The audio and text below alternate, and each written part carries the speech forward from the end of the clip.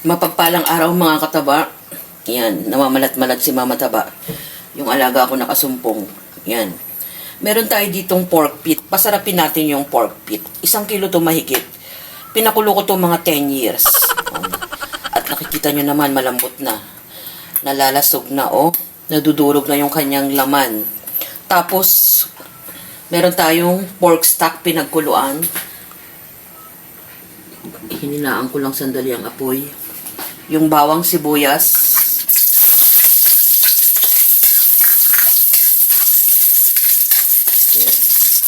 Tapos dito, meron tayong pinanggalingan to ng pineapple tidbits. Nilagyan ko to uli ng dagdag na kalamansi. Yan, kasi ipang sasabaw ko rin yan. 1 pirasong siling red.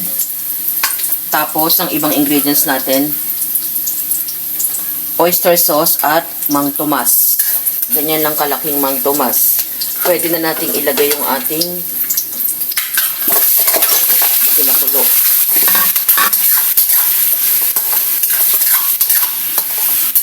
Malambot na yan.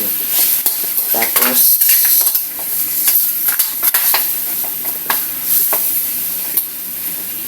kaya nga madali na lang to kasi more on gisa na lang ang gagawin ko dito. Pwede na tayo maglagay ng iba nating ingredients. Unahin na natin yung ating laurel, salt, paminta. Nagsasabay-sabay ko na habang ginigisa ko siya. Ajinomoto, oyster sauce,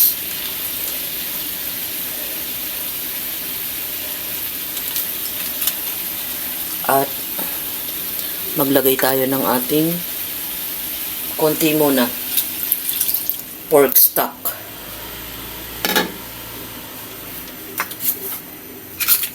Mang Tomas, ilalahat ko na tong ganito kalaki. Haluin natin.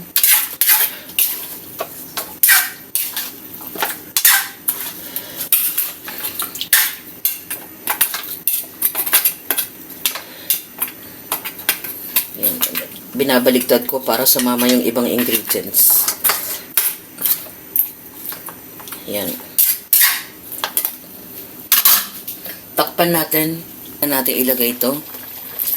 Pineapple juice na may kalamansi. Tapos ito, pineapple tidbits at siling red.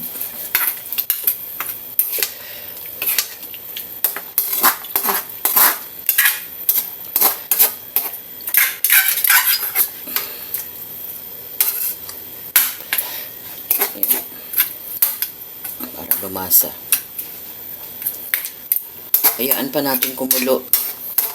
At magdadagdag pa ako ng Mang Tomas. Magdagdag tayo uli ng Mang Tomas. Dahil naparami yung aking pork stock.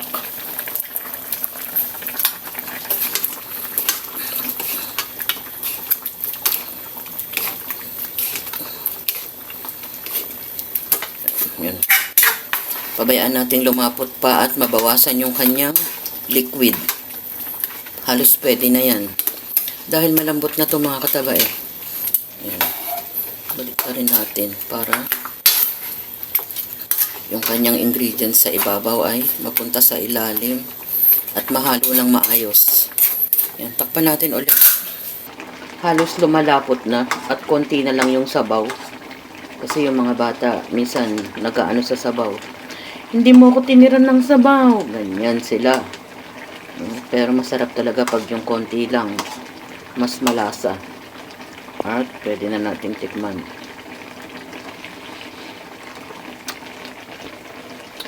Sarap talaga. Wala pa akong panlasa niyan. Pero pwede nang nating iserve. Masarap talaga mga kataba. Simpleng luto na naman. Pinasarap natin yung ating luto sa pork pit. Mahigit 1 kilo yan mga kataba. Sabi ko naman sa inyo, mga simpleng ingredients lang ang ginagamit natin. At importante rin yung pork stock at yung Mang Tomas. Kasabay nung ating pineapple tidbits na may syrup. Nagdagdag lang ako ng konting kalamansi. Pang-balance yun mga kataba. Kaya naglalagay ako ng kalamansi. Masarap na masarap siya. Sulit to mga kataba at hindi masyadong masabaw. Yan yung ating simpleng luto sa pork pit. Enjoy, kumain at maging masaya. Salamat sa panunood at bye! Ingat mga kataba! Wala na namang diet si Mama Taba.